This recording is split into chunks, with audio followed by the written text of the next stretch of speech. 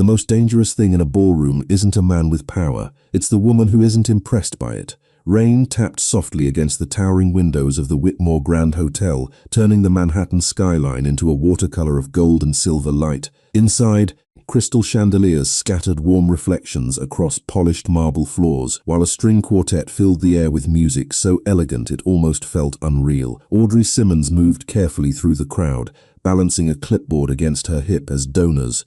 Celebrities and socialites drifted around her in tailored suits and designer gowns.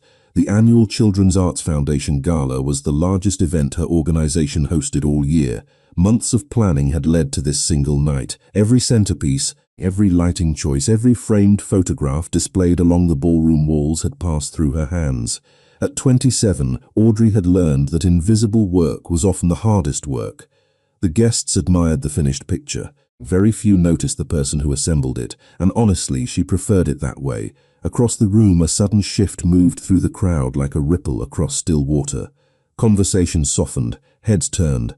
People who moments ago had been speaking confidently suddenly seemed eager to be noticed. Audrey didn't need to look to know someone important had arrived. Manhattan had its own language of power. She recognized it instantly. What she didn't know was that tonight, that language was about to change her life. Near the ballroom entrance, Rafael Marino stepped inside beneath a wash of golden light. At 34, he carried himself with the calm certainty of a man accustomed to attention but uninterested in chasing it. His charcoal suit fit perfectly. His dark hair was neatly combed back. Around him moved several associates who blended seamlessly into the event, while somehow making everyone aware of their presence. Wealth explained some reactions, influence explained others. Yet neither fully accounted for the effect Raphael had on a room. People made space without being asked. Audrey noticed him only because everyone else did. She glanced up from her clipboard and immediately looked away. Another powerful donor. Another wealthy man people wanted something from. She had spent years watching rich men arrive at charity events searching less for causes and more for admiration. Her attention returned to her work. Unfortunately for her, Raphael noticed the glance. And more importantly, he noticed how quickly it disappeared. Most people stared. Audrey dismissed him in less than 2 seconds. A faint smile touched the corner of his mouth before disappearing. Across the ballroom, the quartet shifted into a slower piece. Couples began drifting toward the dance floor beneath the chandeliers. A board member approached Audrey carrying a nervous smile. "The guest list is thrilled," he said quietly. "Especially about Mr. Marino." Audrey nodded politely. "That's good for fundraising. You should introduce yourself." "Why? Because everyone wants an introduction." Audrey looked toward the dance floor. "That sounds exhausting." The board member laughed awkwardly before wandering away. Less than 20 feet away, Raphael heard every word. His expression remained unchanged, but his attention stayed fixed on her. An hour passed, speeches began, pledges were announced. Applause echoed through the ballroom. Audrey remained busy moving between tables, coordinating schedules, solving problems before anyone noticed them. It was almost 11 when she finally paused near the edge of the dance floor. The music softened, guests swayed beneath the chandeliers. For the first time all evening, she allowed herself a breath. Then a shadow fell across the marble floor in front of her. Audrey looked up. Rafael Marino stood there, close enough for conversation, far closer than she expected. Around them, several nearby guests immediately became interested in absolutely nothing, while secretly listening to everything. "Would you dance with me?" he asked. The question was simple. His voice was calm. No arrogance, no assumption, just confidence. Audrey blinked once, then twice. She could practically feel dozens of eyes turning toward her. "No," she said. Silence followed, not complete silence. The quartet continued playing. Glasses still clinked. Conversations continued elsewhere. Yet for those closest to them, the moment felt frozen. Raphael expected annoyance, maybe surprise. Instead, she saw something entirely different, curiosity. "No," he repeated. "I'm working," she said, "and even if I wasn't, I don't really dance with strangers." A heartbeat passed, then another. Raphael studied her face as if she had become the most interesting person in the room. What she didn't know was that no one had refused him publicly in years, not because they were afraid, because they usually wanted something. For the first time that evening, Raphael smiled. A real smile, small, genuine, dangerous only because it meant he had made a decision. He leaned slightly closer, lowering his voice so only she could hear the single word that followed. "Mine." Audrey's breath caught. Raphael stepped back and walked away. leaving her staring after him while the music continued and the chandeliers glittered overhead. And somewhere beneath the elegance of the gala, something had just begun that neither of them yet understood. The ballroom did not change after Rafael Marino walked away. The quartet continued playing. Champagne glasses still caught the chandelier light. Donors continued smiling for photographs. Yet for Audrey Simmons, something felt different. It was as if a single sentence had shifted the air around her. She stood frozen for several seconds before forcing herself back into motion. There was work to finish, schedules to confirm, vendors to coordinate, auction items to secure before midnight, practical tasks, real tasks, the kind that made sense, not mysterious whispers from powerful strangers. She spent the next 40 minutes moving through the gala with determined focus. Every time her thoughts drifted back to Rafael, she redirected them toward work. Unfortunately, the universe seemed unwilling to cooperate. Everywhere she turned, someone was talking about him. Board members discussed donations. Guests praised his influence. Event organizers celebrated the size of his contribution. By the time the evening ended, Audrey was thoroughly tired of hearing his name. Shortly after midnight, the last guests began leaving. The grand ballroom slowly emptied. Staff members dismantled displays while maintenance crews rolled equipment across polished marble floors. Outside, light rain continued falling across Manhattan. Audrey finally gathered her belongings and stepped through the hotel's revolving doors. Cool air brushed against her face. The city felt quieter now. Taxis moved through wet streets. Reflections shimmered beneath streetlights. For the first time all evening, she felt alone. She welcomed the feeling. What she did not know was that less than a block away, Rafael Marino sat inside the back seat of a black sedan. Through rain-speckled glass, he watched her leave the hotel. He was not watching with obsession. He was watching with curiosity. There was a difference, although few people around him understood it. Across from him sat Dominic, one of his closest advisors. "You have ignored governors, senators, and billionaires tonight," Dominic said. Yet somehow the event coordinator became the most interesting person in the room. Raphael looked out the window. She said no. Dominic laughed softly. "That is all?" Raphael considered the question. "No." She said no because she meant it. Outside, Audrey started walking toward the subway entrance 3 blocks away. She preferred public transportation whenever possible. It reminded her that life existed beyond luxury hotels and charity galas. Her heels clicked against damp pavement. The city smelled like rain and concrete. Familiar, honest. Halfway down the block, her phone vibrated. A text message from her friend Claire appeared. Audrey smiled despite herself. "Barely. I think I need 3 days of sleep," Claire responded immediately. "Worth it?" Audrey paused before typing. "Depends. Strange answer. What happened?" Audrey stared at the screen for several seconds. Then she wrote something she immediately regretted. "The famous donor asked me to dance." Claire's response arrived so quickly it almost seemed impossible. "And I said no." Audrey could practically hear her friends scream through the phone. "You what?"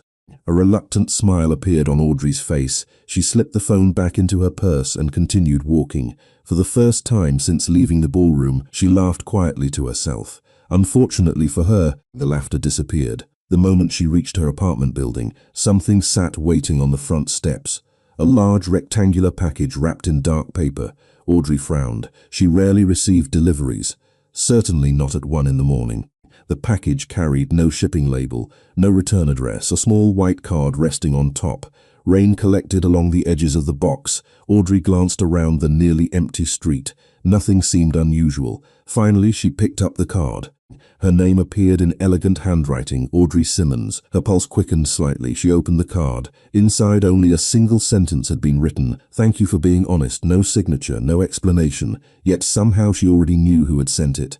Slowly, Audrey looked down at the package. She carried it upstairs, unlocked her apartment door, and stepped inside. The apartment was small but comfortable. Exposed brick walls, second-hand furniture, shelves crowded with books and framed photographs. The opposite of the world she had left behind an hour earlier. Setting the package on her kitchen table, she carefully removed the wrapping. Inside sat a framed photograph from the gala. Not of Raphael, not of the donors, not of the ballroom. It showed Audrey herself. Earlier that evening, standing beside one of the children's art exhibits while speaking to a young guest. She had not even realized anyone was taking pictures. Beneath the photograph sat another card. This one contained 6 words. "Do not become someone you are not." Audrey stared at the message, then suspicion replaced irritfusion. She looked again at the photograph. It was beautiful, thoughtful, almost personal, and somehow that made it even more unsettling. Standing alone in her apartment at 1:30 in the morning, Audrey suddenly realized one thing. Rafael Marino had not forgotten her, and something told her this was only the beginning. Audrey slept poorly, not because Manhattan was noisy. She had lived in the city long enough to treat sirens and distant traffic like background music. What kept her awake was the photograph sitting on her kitchen table. By 7 o'clock the next morning, pale sunlight stretched across the exposed brick wall of her apartment. The framed image remained exactly where she had left it. Audrey stood beside the coffee maker, staring at it over the rim of her mug. The more she looked at it, the stranger it felt. It was not expensive, it was not romantic, it was not even particularly personal, yet somehow it revealed something very few people ever noticed. The photograph captured her when she thought no one was watching. Not while managing donors, not while smiling politely. Not while networking, she was simply helping a nervous 12-year-old explain a painting to a group of strangers. The expression on her face looked genuine, comfortable, happy. That realization unsettled her more than the gift itself.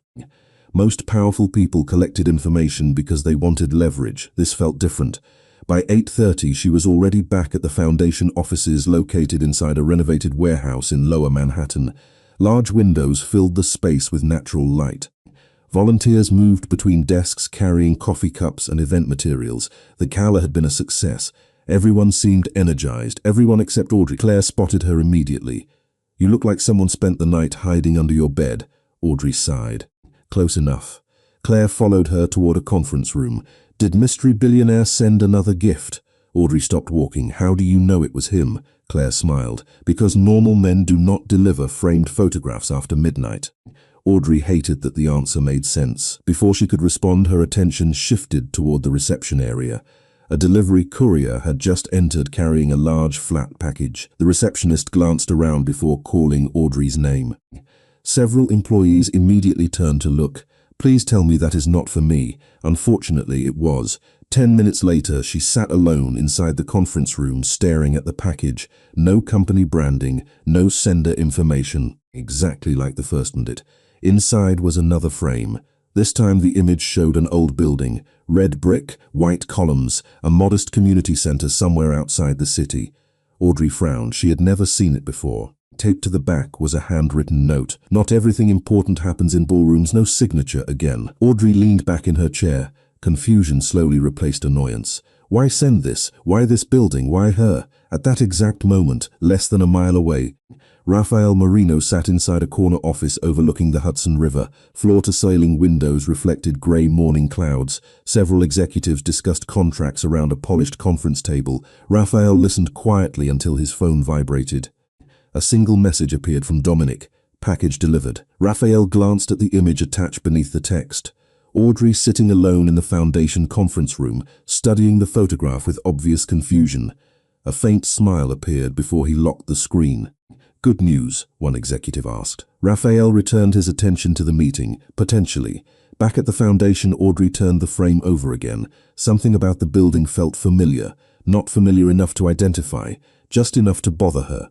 She opened a search engine and typed the address printed faintly in one corner of the photograph. Seconds later, several results appeared. The building was located in Brooklyn, a community arts center. Her eyes widened slightly. 22 years ago, the center had been founded by a local carpenter named Michael Simmons, Audrey's father. The room suddenly felt very quiet. She stared at the screen. Michael Simmons had been her father. He had passed away when she was 15. She knew he had volunteered throughout the city. She knew he believed art programs changed lives. But she had never seen this building before, never heard anyone mention it. Why would Rafael send her a photograph connected to her father? More importantly, how did he even know about it? Her phone buzzed. An unknown number appeared on the screen. Audrey hesitated before answering. "Hello?" Silence lasted 1 second. Then a familiar voice arrived, calm, controlled, impossible to mistake. "You found the address faster than I expected." Audrey sat upright. "How did you get this number? Good afternoon to you too. What do you want?" A soft chuckle answered. "That is becoming your favorite question." Audrey stood and walked toward the window. Rain clouds gathered above Manhattan once again. "I am serious, so am I," Raphael replied. "Tell me, Audrey, did your father ever mention the building?" She looked back toward the photograph. No, another brief silence followed. Longer this time, more thoughtful. Interesting, Raphael said quietly. Very interesting. Before Audrey could ask what he meant, the line disconnected. She stared at the phone, then at the photograph, then at the old image of the community center founded by a man she thought she knew completely. For the first time, Audrey began to suspect that the mystery surrounding Rafael Marino might be smaller than the mystery surrounding her own family. For the rest of the afternoon, Audrey found it impossible to focus. Emails piled up unanswered. Budget reports sat untouched on her screen. Every few minutes, her eyes drifted back toward the photograph leaning against her office wall. The old community center seemed ordinary at first glance. Red brick, white columns, a modest building surrounded by trees. Yet somehow it had become the center of a mystery she did not understand. By 5 o'clock, curiosity won. She gathered her bag, left the foundation office, and headed toward Brooklyn. The rain had finally stopped, leaving the city washed clean beneath a blanket of silver clouds. Traffic moved slowly across the bridge. Streetlights flickered on as evening settled over the skyline. 40 minutes later, Audrey stood across the street from the building in the photograph. Time had changed it. Fresh paint covered parts of the exterior. New landscaping surrounded the entrance. Children laughed somewhere inside. Through the front windows she could see easels, art supplies, and colorful murals covering the walls. The place felt alive, warm, familiar in a way she could not explain. She crossed the street and pushed open the front door. The scent of paint and old wood drifted through the lobby. Framed photographs covered an entire wall.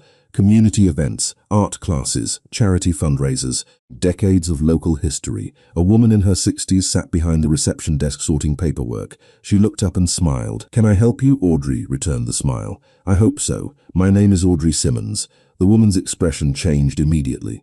Surprise flashed across her face, then recognition. Audrey blinked. "You knew my father?" The woman laughed softly. "Everyone here knew your father."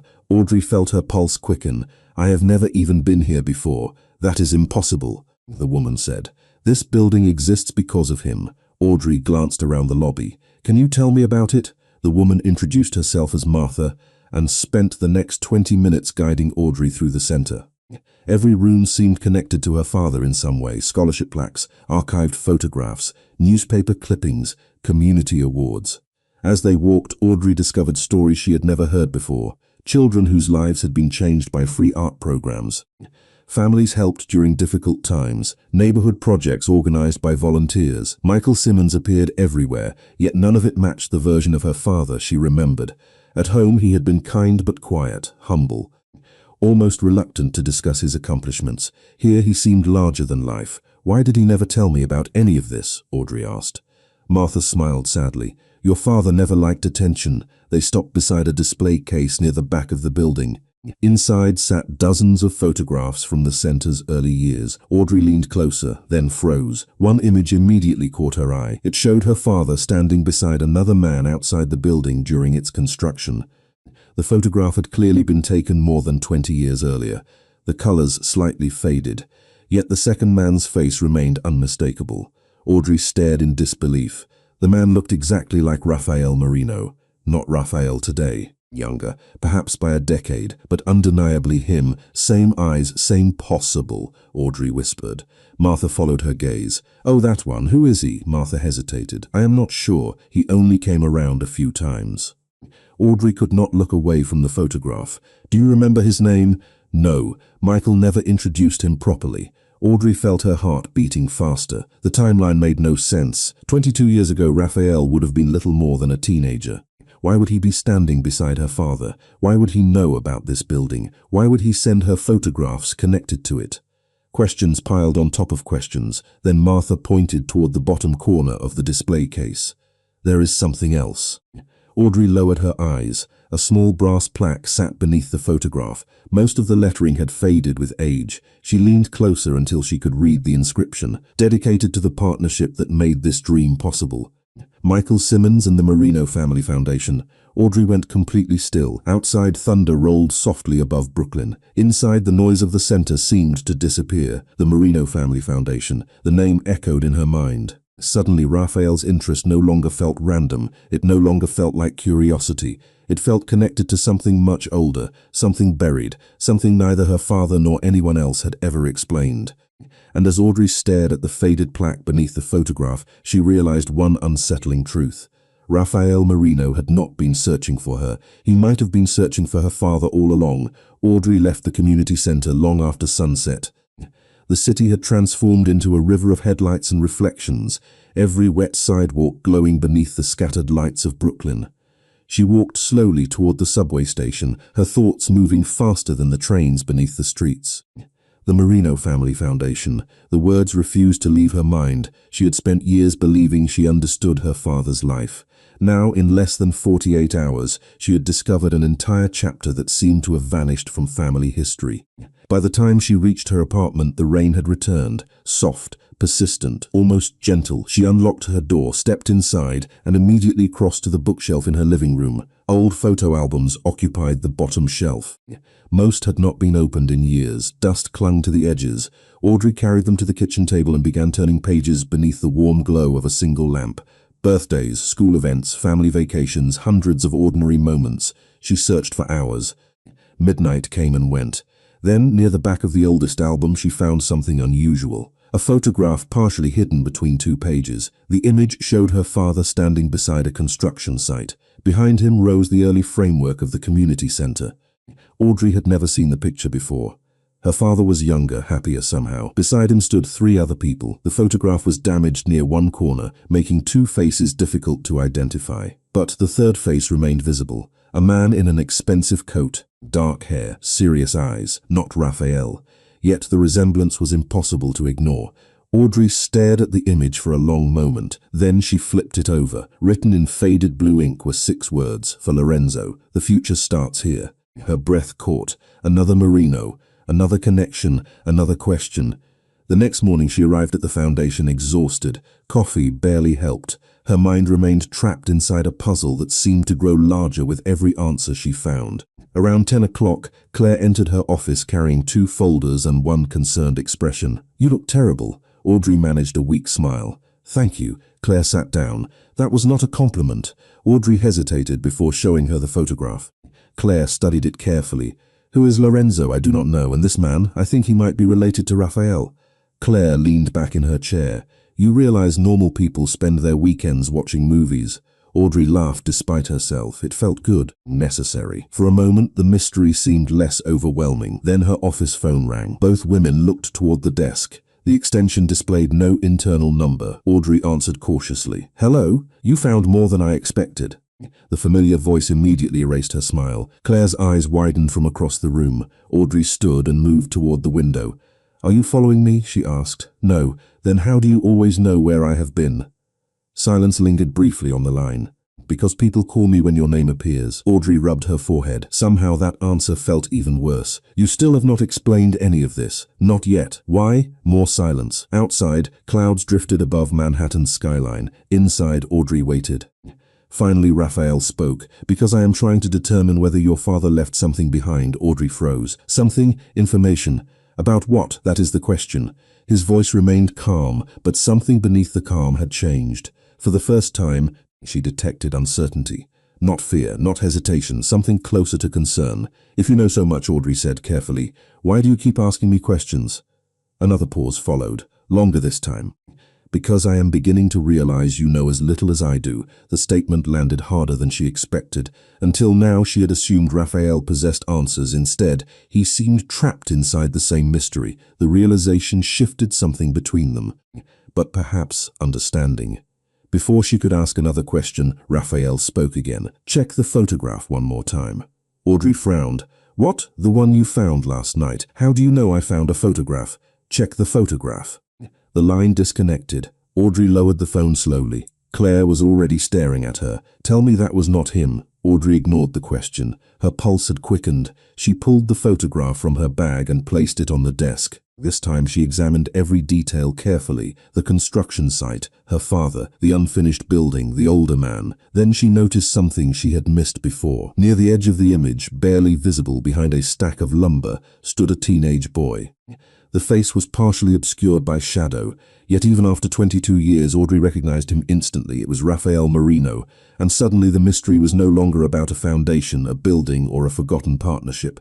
Somehow, impossibly, Raphael had been connected to her family almost her entire life. Audrey spent the rest of the day unable to think about anything else. The photograph remained on her desk long after everyone else had left the office. Outside the windows, Manhattan glowed beneath a curtain of evening lights, but her attention never left the faded image. 22 years ago, a teenage Raphael had stood only a few feet from her father, not as a stranger passing through a construction site, not as a distant donor. He had been there, present, connected, somehow woven into a chapter of her family's history that no one had ever mentioned. By 7 o'clock, the foundation office was nearly empty. The hum of computers had faded. Cleaning crews moved quietly through distant hallways. Audrey gathered her things and slipped the photograph into her bag. She needed answers. Unfortunately, every answer seemed to lead to another question. As she stepped into the elevator, her phone vibrated. An unfamiliar text message appeared on the screen. Look inside the storage room, 3rd floor, east hallway, no signature, no explanation. Audrey stopped breathing for a moment. Then she looked around the empty elevator. The message could have come from anyone, yet somehow she knew exactly who had sent it.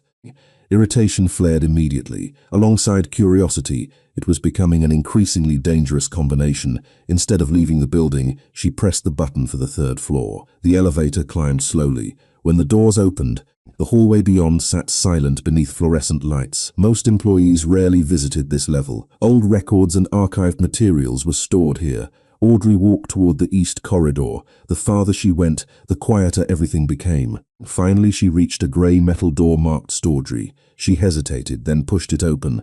Dust floated through narrow beams of light. Shelves stretched from floor to ceiling. Boxes filled with decades of foundation records occupied nearly every corner. Audrey stepped carefully between rows of forgotten history. At first she saw nothing unusual, then something caught her eye. One box sat open on a nearby table as though someone had recently searched through it. A yellow folder rested on top.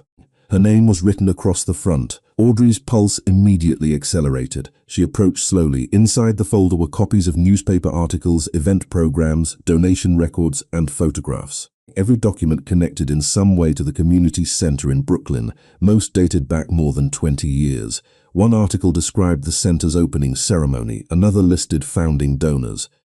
Audrey flipped through the pages until she reached the final photograph. The image showed her father shaking hands with Lorenzo Marino. This time there was no uncertainty. The older man from the previous photograph had a name. More importantly, there was a caption beneath the image. Michael Simmons and Lorenzo Marino announce expansion plans for community outreach initiatives. Audrey stared at the words. Expansion plans, partnership, public events. These men had clearly worked together for years. Why had her father hidden it? What happened afterward? A folded note slipped from between the pages and landed on the table. Audrey unfolded it carefully. The handwriting was unfamiliar. Most people remember the building. Nobody remembers why it was built. She read the sentence twice, then 3 times. Footsteps echoed somewhere beyond the storage room door. Audrey quickly looked up. The sound vanished as suddenly as it had appeared. Silence returned. A chill moved across her shoulders. For the first time, she wondered whether someone besides Raphael had an interest in these records. Less than 2 miles away, Raphael stood alone inside his office overlooking the Hudson. The city lights reflected across the glass behind him.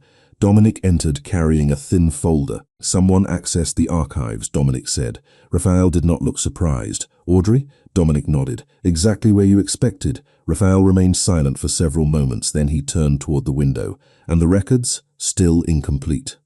Dominic's expression darkened slightly. The missing files have not reappeared. Raphael looked back toward the skyline. 22 years of unanswered questions sat buried somewhere inside those missing documents. Questions his father had spent years trying to resolve before his death. Questions Raphael had inherited. Questions that now seemed connected to Audrey Simmons in ways neither of them fully understood. Back inside the storage room, Audrey carefully gathered the papers and returned them to the folder. She no longer believed she had stumbled into an old family story. This felt different, bigger, more deliberate.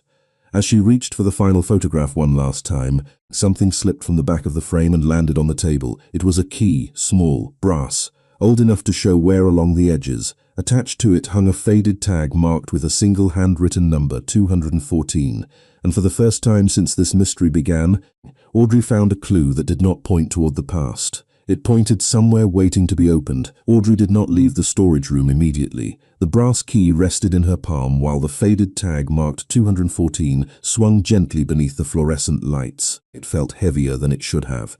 Not because of its size, because of what it represented. For days, she had been chasing photographs, names, and half-finished stories buried beneath 2 decades of silence. Now she held something tangible, something real. A key existed for a reason, a lock existed somewhere, and someone had wanted her to find it. By the time she stepped outside the Foundation building, the city had settled into evening. Cool air drifted through Manhattan streets. Office workers filled sidewalks. Taxi horns echoed between glass towers. Audrey stared again at the number on the tag. 214. It sounded familiar. Not an address, not a date, a room number. The realization arrived slowly, then all at once. She reached into her bag and pulled out the folder from the archives. Inside one of the old event programs, she remembered seeing a hotel name connected to a fundraising conference held more than 20 years earlier.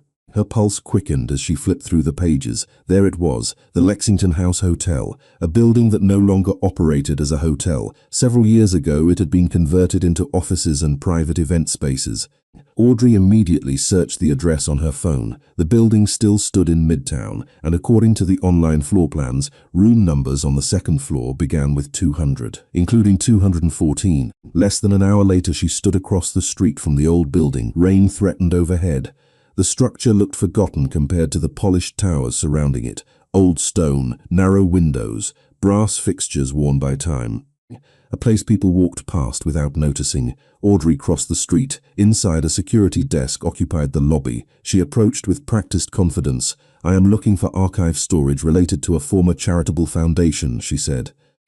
"Someone told me there might be records here." The elderly security guard barely glanced up. "Second floor, most of those rooms are empty now." Audrey thanked him and stepped into an elevator that looked almost as old as the building itself. The ride lasted less than 30 seconds. Yet by the time the doors opened, her heartbeat had doubled. Room 214 sat near the end of a quiet hallway. No sign, no name, just a wooden door.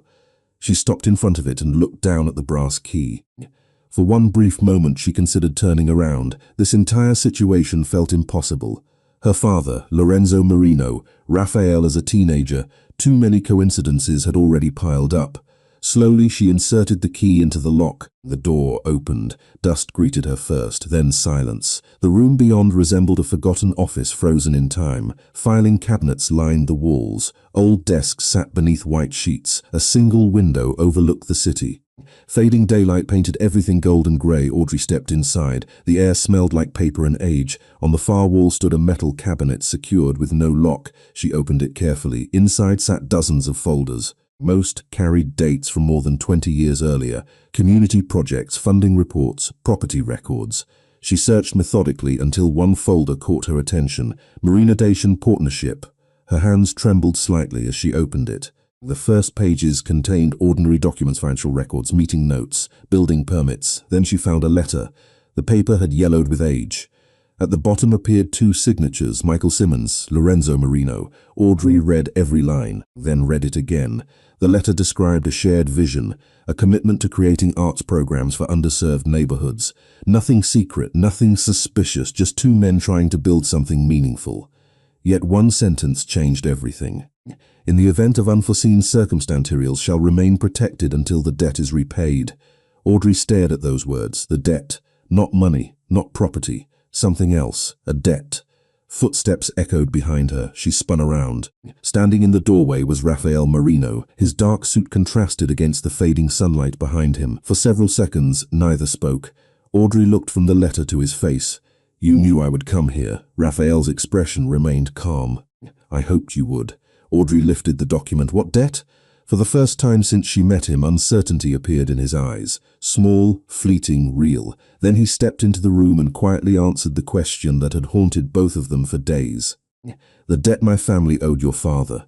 The room seemed smaller after Raphael spoke. Dust floated through the fading sunlight.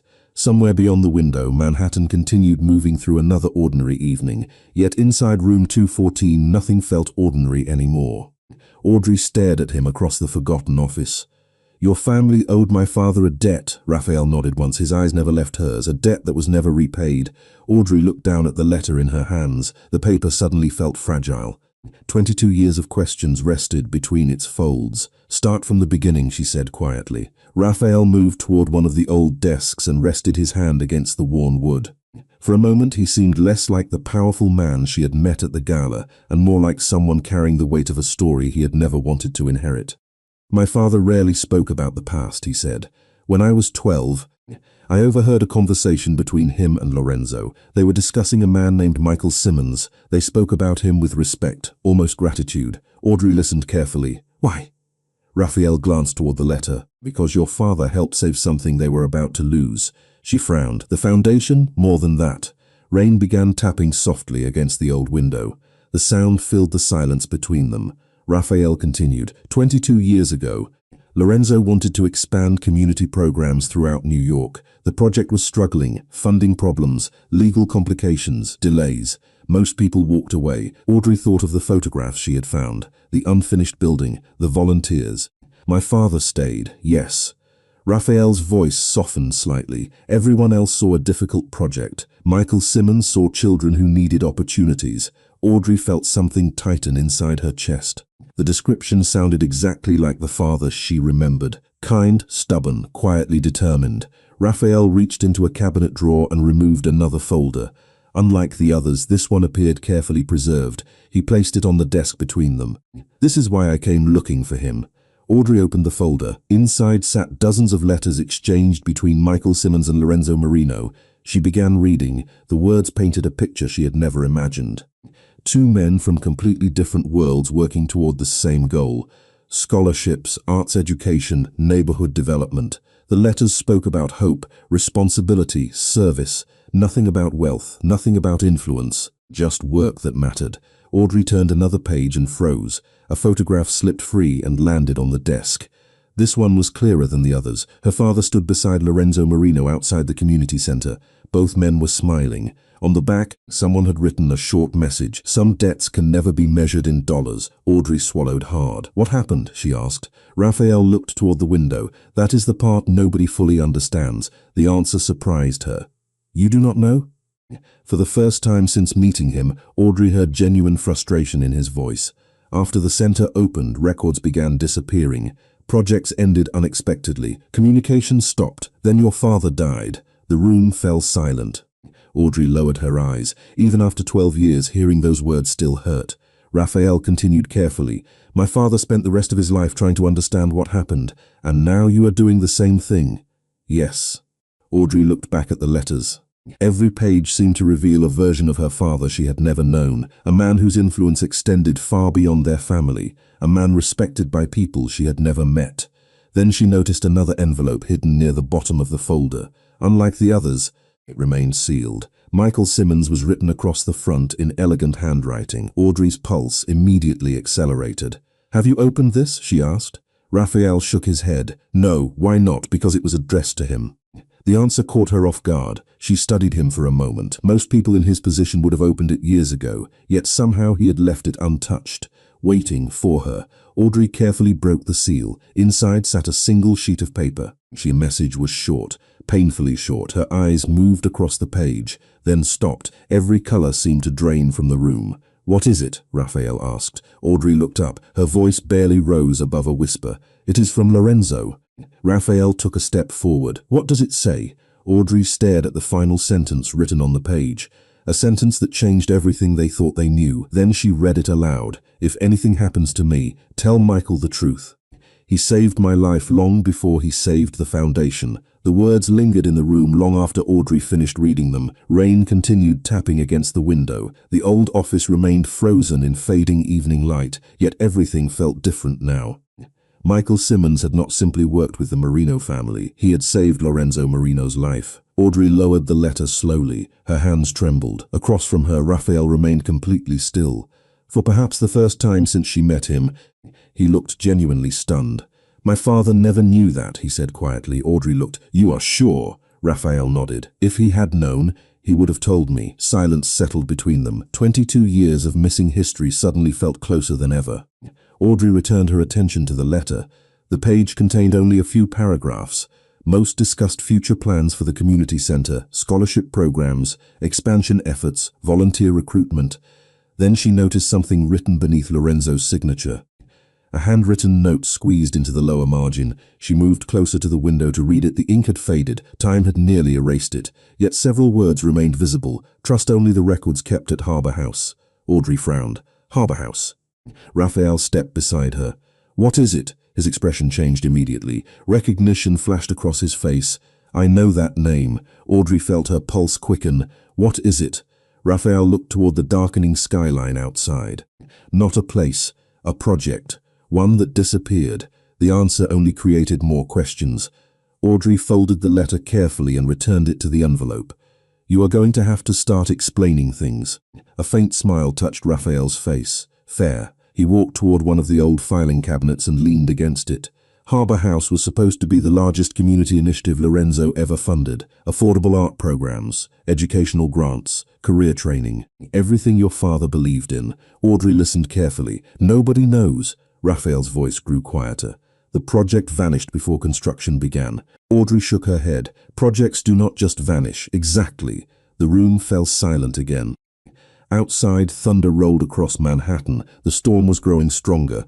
Audrey looked back through the folders scattered across the desk. For the first time, she noticed something missing. Every document referenced the community center.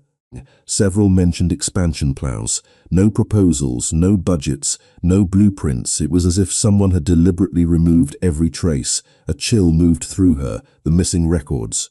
Raphael nodded. That is what my father spent years searching for. Audrey suddenly understood. The missing files were not random. Someone had separated them from everything else. Someone wanted Harbor House forgotten. At that exact moment, a gust of wind rattled the old window. The sound made both of them look up. Then Audrey noticed something strange. A narrow shelf sat high along the wall above the cabinets, hidden behind years of dust, hidden so well neither of them had seen it before. Resting on the shelf was a single storage box, small, grey, unmarked. Raphael followed her gaze. Was that there before? Audrey shook her head. Neither answered. Slowly, she dragged a chair across the floor and climbed onto it. Dust coated the box. The cardboard felt brittle beneath her fingers. She carefully lifted it down and placed it on the desk. Her heartbeat echoed in her ears. Raphael remained beside her, watching, waiting. Audrey opened the lid. Inside sat only 3 items: a leather notebook, a faded photograph, and a sealed envelope. She picked up the photograph first, and Lorenzo standing beside a large waterfront property. Behind them hung a sign, Harbor House Multicenter coming soon. Audrey stared at it in disbelief. The project had been real, completely real. Next, she reached for the notebook. Michael Simmons was embossed across the cover, her father's journal. A journal she never knew existed. The discovery stole her breath. Finally, Audrey lifted the sealed envelope. Unlike Lorenzo's letter, this one carried no name on the front. 22 years old, the same year everything changed. She looked at Raphael. He looked back at her. Neither spoke. Slowly, Audrey broke the seal. Inside rested a single folded page. She unfolded it carefully. The first sentence immediately made her heart stop, because it was written in her father's handwriting, and the message began with 6 words she never expected to read. If you are reading this, someone finally found the truth. Audrey read the first line 3 times before continuing. The words blurred beneath the dim light of the forgotten office. Rain pressed against the windows. Thunder rolled somewhere beyond the skyline. Across the desk, Raphael remained silent. He understood instinctively that this letter belonged to her before it belonged to anyone else. Audrey took a slow breath and continued reading. The handwriting was unmistakably her father's, steady, careful, familiar. If you are reading this, someone finally found the truth. That sentence was followed by several paragraphs written years before his death. Michael Simmons explained that Harbor House had never failed because of money. It had never failed because of public support. The project ended because Lorenzo himself chose to stop it. Audrey frowned. That made no sense. Everything they had discovered suggested Lorenzo believed deeply in the mission. She continued reading. 22 years ago, Lorenzo received devastating medical news. The details were not included, only the outcome. He believed he would not live long enough to complete the project. Rather than allowing unfinished promises to become public failures, He quietly suspended Harbour House and redirected resources toward existing community programs, including the center Audrey had visited in Brooklyn. Michael described spending months trying to change Lorenzo's mind. He failed. Lorenzo remained convinced that protecting what already existed mattered more than chasing expansion. Audrey looked up briefly. "That is not what anyone expected." Raphael nodded slowly. "No." She returned to the letter. The next section changed everything again. Lorenzo had never intended Harbour House to disappear permanently. He created a private trust. He transferred land, funding and development plans into protected archives. Then he left instructions. If the future generation ever chose to continue the dream, everything necessary would remain waiting. Audrey's heartbeat quickened. The project had not been destroyed. It had been preserved, hidden, waiting. She turned the page. Near the bottom appeared another passage. This one felt more personal. Lorenzo feared that gratitude could become a burden. Michael had saved him years earlier during a difficult chapter of his life, not through heroics, not through money, through kindness, through loyalty when almost everyone else walked away. Lorenzo believed no financial gift could ever repay that debt. Instead, he entrusted Michael with the future of Harbour House. Audrey lowered the letter slightly. Her father had never spoken about any of this, not once. She suddenly understood why the old documents referred to an unpaid debt. It was not a financial obligation, it was a promise passed from one generation to the next. Raphael stared at the floor for several moments. When he finally spoke, his voice carried a softness she had never heard before. "My father spent years believing he owed yours something impossible to repay." Audrey looked at him. Maybe they both felt that way. Neither smiled, yet something shifted between them. The mystery that had first connected them no longer felt adversarial. They were standing on the same side of it now. Audrey unfolded the final page. A smaller note appeared beneath the main letter. The handwriting looked hurried compared to the rest. "If Audrey ever finds this, tell her she inherited more than my name." Audrey stopped breathing. The room fell silent. Even the storm seemed quieter. She read the sentence again, then once more. Raphael watched her carefully. "What is it?" Audrey handed him the page. When he finished, he looked back at her. "Your father expected this." "How?" she asked. "How could he possibly expect me to find any of this?" Raphael glanced toward the journal resting on the desk. "Maybe the answer is in there." Audrey reached for the leather notebook. Unlike the letters, this was not a single message. It was years of thoughts, years of planning, years of hopes and frustrations recorded in her father's own words. She opened the first page. Inside the cover sat a folded map, carefully preserved, marked with property boundaries. Harbour House. The proposed site stretched along a waterfront district that had since become one of the most valuable areas in New York. Audrey's eyes widened. The trust still owned it. 22 years later, she quickly checked the attached documents. Raphael moved closer. Together they read the final confirmation. The trust remained active. The property remained protected. The funding remained untouched. Everything Lorenzo had hidden still existed, waiting exactly where he left it. Audrey slowly lowered the papers. 22 years of mystery suddenly led to one undeniable truth. Harbour House was never lost. It was waiting for someone to finish it. Then she noticed one final sentence handwritten along the edge of the map, smaller than the others, easy to miss, a message written by Michael Simmons himself. "When the right people find this, the dream begins again." The storm had passed by the time Audrey and Raphael finally left room 214. The city outside looked transformed. Streets glistened beneath reflected lights. The air felt cleaner, quieter, yet neither of them spoke much during the drive downtown. 22 years of mystery had unraveled in a single evening, and both were still trying to understand what remained. The next morning, sunlight poured through the windows of the Foundation office. Audrey arrived, carrying the journal, the letters, and the Harbour House documents carefully packed inside a leather portfolio. For the first time in days, she did not feel confused. She felt certain. The truth was no longer hidden. Her father had not been part of a scandal. He had not been betrayed. He had not disappeared into some unfinished mystery. He had spent years protecting a promise that had survived long after he was gone. Around noon, Audrey stood on the Harbour House property for the first time. The waterfront stretched before her beneath a bright blue sky. Ferries crossed the river in the distance. Seagulls drifted overhead. Glass towers rose beyond the shoreline. Yet despite all the changes, she could still imagine what Lorenzo and Michael had once envisioned: art studios, classrooms, scholarship programs, a place built for opportunity instead of profit, a place where children could discover futures larger than their circumstances. Footsteps approached behind her. Audrey turned and found Raphael walking across the property. No bodyguards, no assistants, just him. He stopped beside her and looked out toward the water. "My father used to bring me here," he said quietly. Audrey glanced at him. After the project stopped, he nodded. Wind moved through the waterfront grass. For several moments neither spoke. Then Audrey opened the journal to one of the final entries. She had spent most of the night reading. The pages revealed frustrations, hopes, setbacks, and dreams, but one passage stood apart from all the others. She handed it to Raphael. He read silently. The entry described a conversation between Michael and Lorenzo, two friends standing on this exact property. Two men discussing what would happen if neither lived long enough to finish the work themselves. At the bottom, Michael had written a final observation: "Great projects are never owned, they are inherited." Raphael lowered the journal slowly. His eyes remained fixed on the page. "He sounds exactly like the man my father described." Audrey smiled softly. "I wish I had known this version of him." "Maybe you do." She looked at him. "What do you mean?" Raphael closed the journal. "You spent your life building opportunities for people. That sounds familiar." The compliment caught her off guard. Not because of what he said, because he genuinely meant it. The silence that followed felt comfortable. Different from the tension that had defined their first meetings. The mystery had brought them together. Now that mystery was gone. What remained was something neither expected: respect, understanding, trust. Later that afternoon, they met with attorneys overseeing the dormant trust.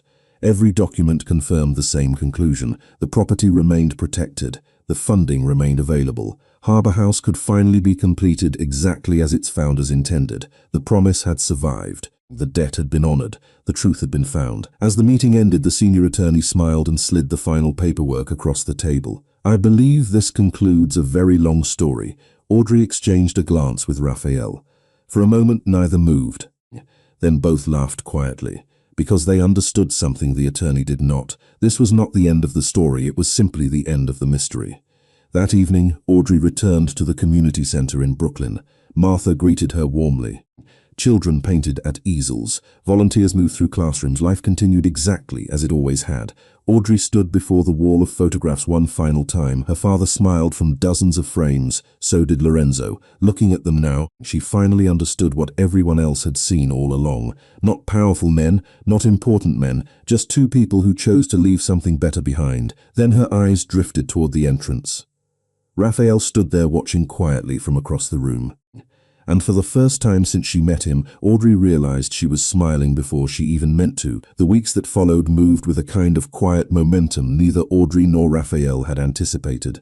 The mystery that had consumed them was gone, replaced by something far more demanding: reality. Architects reviewed old Harbour House plans. Attorneys finalized trust transfers. Community leaders attended meetings. Volunteers offered support. For the first time in more than 2 decades, a dream that had existed only in letters and fading photographs began taking shape in the real world. One crisp autumn morning, Audrey stood on the waterfront property watching survey crews mark boundaries beneath a bright blue sky. The river reflected sunlight like scattered glass. Construction had not yet begun, but the empty land no longer felt abandoned. It felt expectant, alive. She could almost hear echoes of the future. Children laughing, doors opening, opportunities beginning. "You look exactly like your father when you do that." Audrey turned toward the familiar voice. Martha stood beside her holding 2 cups of coffee. "Do what?" Audrey asked. Martha smiled. "Stare at an impossible project as if it is already finished." Audrey laughed softly and accepted the coffee. The observation should have embarrassed her. Instead, it filled her with warmth. During the weeks since discovering the truth, she had stopped measuring her father by what she lost when he died. She had started measuring him by what he left behind. The difference changed everything. Later that afternoon, Audrey found Raphael sitting alone near the edge of the property. Wind moved through the waterfront grass around him. The city skyline stretched across the horizon. For once there were no meetings, no phones, no interruptions, just silence. She sat beside him. Neither spoke immediately. The quiet felt comfortable now, familiar. "I spent years believing my father carried some secret burden," Raphael finally said. Audrey looked at him, and he watched a ferry crossing the river. Turns out he was carrying gratitude. The answer made her smile. Raphael returned the smile a moment later, small, genuine, the kind that appeared more often now than it had when they first met. "What about you?" he asked. Audrey considered the question carefully. "I spent years believing powerful people always wanted something." Raphael raised an eyebrow. That sounds directed.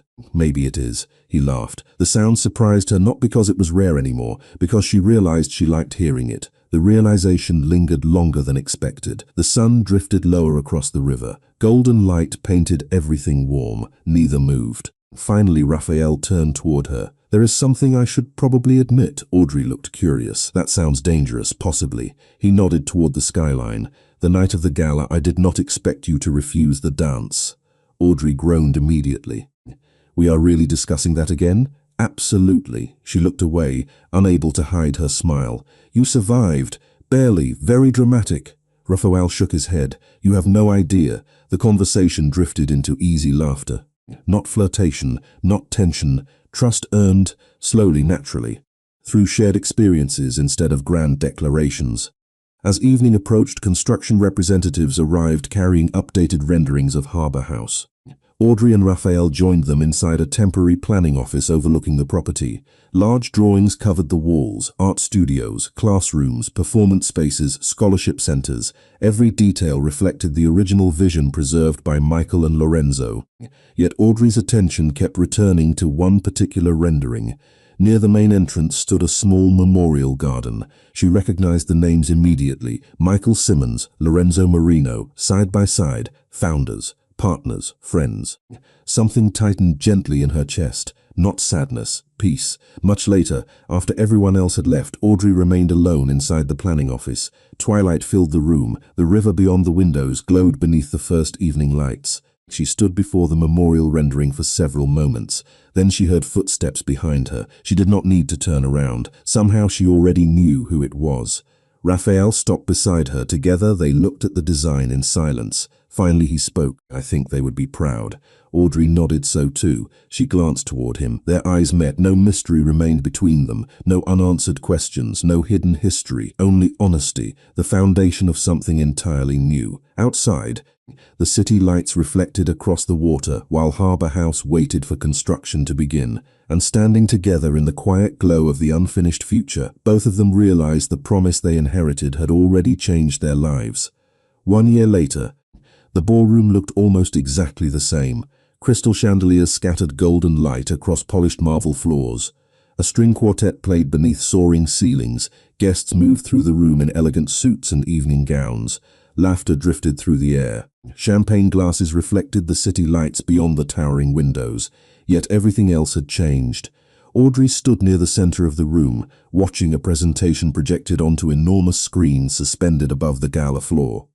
Images of Harbour House filled the ballroom, children painting in bright studios, students receiving scholarships, families attending community programs. Dreams that once existed only inside forgotten letters now existed in real life. The room erupted into applause as the final image appeared. Harbour House had opened 6 months earlier. Thousands of people had already passed through its doors.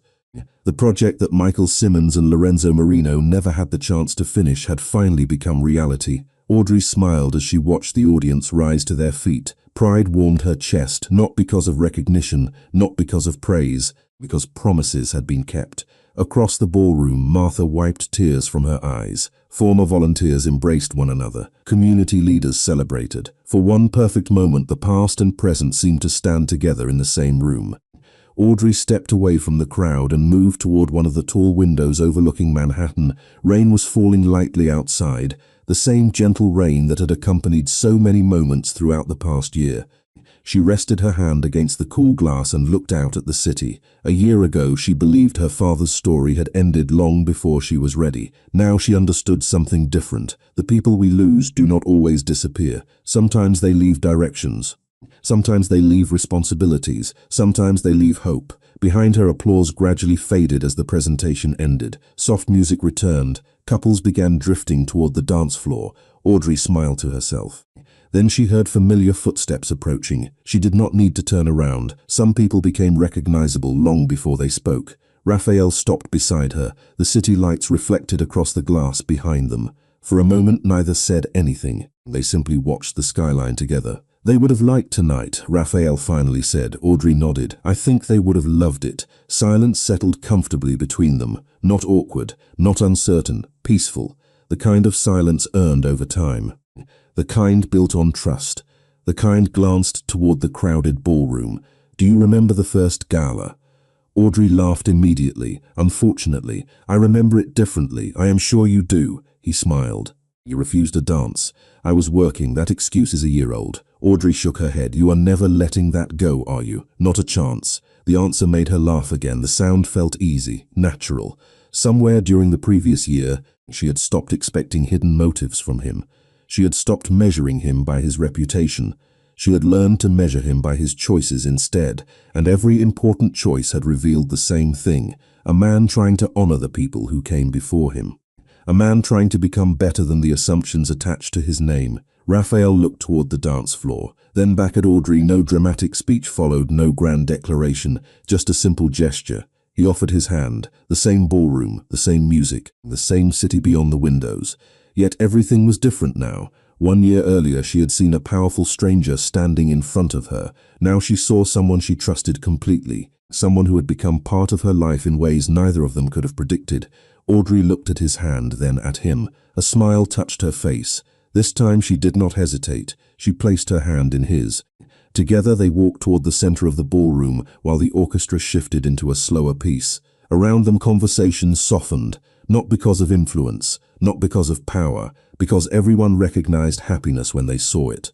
Beneath the chandeliers, Raphael and Audrey stepped onto the dance floor. No mystery remained unresolved. No promises remained unpaid. Harbor House stood on the waterfront exactly as it was meant to. The debt between two families had transformed into something far more meaningful. Legacy, friendship, hope. The music continued as they moved beneath the warm glow of the ballroom lights. Outside, rain drifted gently across Manhattan. Inside, a dream 22 years in the making had finally come home, and where one story ended, not with secrets or questions, but with gratitude, two people discovered that sometimes the most important inheritance is not money, property, or history. Sometimes it is simply finding the person who helps you carry the future.